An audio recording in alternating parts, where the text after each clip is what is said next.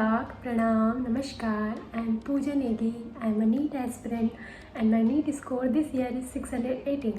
आप सभी का मेरे चैनल स्टडी विद डिवोशन में मैं तहे दिल से स्वागत करती हूँ. My first video in this channel was my NEET result day reaction.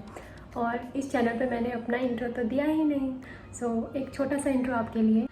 जैसे कि मेरे चैनल का नाम है स्टडी विद डिवोशन, उससे पता चल रहा है कि इसमें किस टाइप्स की वीडियो आएंगी, बट फिर भी बता देती हूँ. तो इसमें आपको स्टडी रिलेटेड वीडियोस देखने को मिलेंगी. नीट जर्नी में मेरी लाइफ के एक्सपीरियंस जो कुछ भी रहे हैं वो सब मैं आपके साथ शेयर करूँगी. और आगे आने वाली जर्नी भी आई होप बहुत सारे एक्सपीरियंस लेके आएगी, उन्हें भी आपके साथ शेयर करूँगी. और कमेंट सेक्शन में आपकी बातें भी सुनूँगी, आप क्या कर रहे हो वो चीज़ें भी सुनूँगी. आई होप ये चैनल आपकी लाइफ में और मेरी लाइफ में, दोनों की लाइफ में कुछ ना कुछ वैल्यूज़ ऐड करे. और आई होप ये चैनल मेरी लाइफ में बहुत सारी प्रोग्रेस लाए और मुझे इस चैनल से बहुत कुछ सीखने को मिले और आप लोगों को भी इस चैनल से बहुत कुछ सीखने को मिले. बढ़ते हैं वीडियो में आगे. My today's video's topic is my first to 10th standard journey. आप सभी सोच रहे होंगे कि मैं अपने ड्रॉप ईयर से क्यों नहीं वीडियो बनाई, अपने ड्रॉप ईयर को सीधे क्यों नहीं बता रही हूँ, मैं पहले फर्स्ट टू 10th स्टैंडर्ड की जर्नी क्यों बता रही हूँ. ये वीडियो उन बच्चों के लिए ज़्यादा ज़रूरी है जो बच्चे गवर्नमेंट स्कूल में पढ़ते हैं, जो हिंदी मीडियम में पढ़ते हैं, जो मीडियम स्कूल में पढ़ते हैं और उन्हें लगता है कि मैं बड़ी कोचिंग में नहीं पढ़ रहा तो या बड़े स्कूल्स में नहीं पढ़ रहा तो मेरे से नीट एग्ज़ाम या कोई भी दूसरा एंट्रेंस एग्ज़ाम क्रैक करना मेरे लिए पॉसिबल नहीं है. ऐसा बिल्कुल भी नहीं है.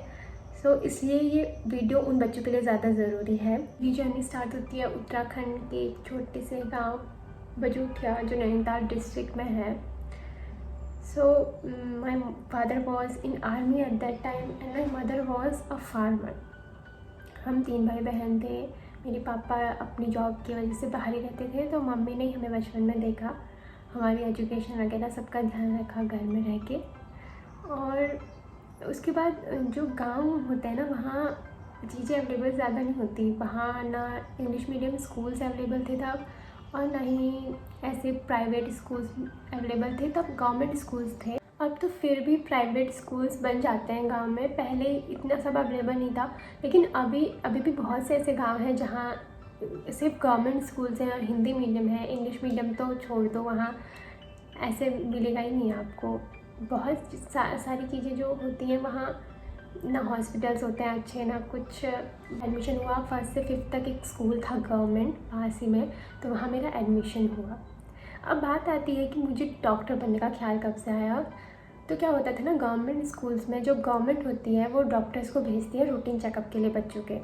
1 साल में एक बार तो तब आ ही जाते थे, शायद अभी भी आते होंगे. जो गवर्नमेंट स्कूल में पढ़ते हैं बच्चे, वो let me know in the comment section कि अभी भी आते हैं या नहीं.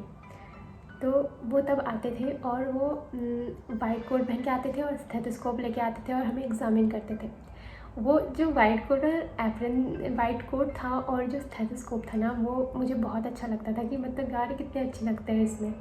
और मैं सोचती थी कितने पावरफुल होते होंगे कि ये किसी को भी ठीक कर देते हैं अपनी पावर से.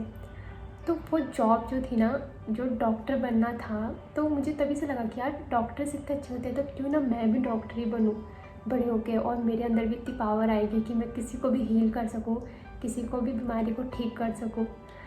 उसके बाद ना, जब भी क्लास में टीचर पूछती थी ना सारे बच्चों से कि चलो बताओ आपको बड़े होके क्या बनना है, पूरी क्लास कोई कुछ बोलता था, कोई कुछ बोलता था, और मेरा आंसर होता था कि मुझे बड़े होके डॉक्टर बनना है. और डॉक्टर कैसे बनना है ये नहीं पता है, डॉक्टर बनने के लिए क्या पढ़ना पड़ता है वो नहीं पता है, लेकिन बनना डॉक्टर है मुझे, ऐसा था. ऐसा था कि ये जो डॉक्टर बनने का सपना था ना, ये मैंने बड़े होके नहीं देखा, ये मेरे बचपन का सपना है. एक छोटी सी बच्ची ने जो सपना देखा है ना, वो सपना है जो मैं पूरा करने में लगी हुई थी इतने सालों तक कि ये पूरा हो जाए. और आई थिंक अब ये पूरा हो जाएगा. अभी मेरे को कॉलेज अलाउट नहीं हुआ है, शायद जल्दी पूरा हो जाए. और मैं एक मेडिकल स्कूल में बैठी हूँ. जो 1st से 5th स्टैंडर्ड तक हमारी टीचर थी ना, उन्होंने बहुत इंपॉर्टेंट रोल प्ले किया है.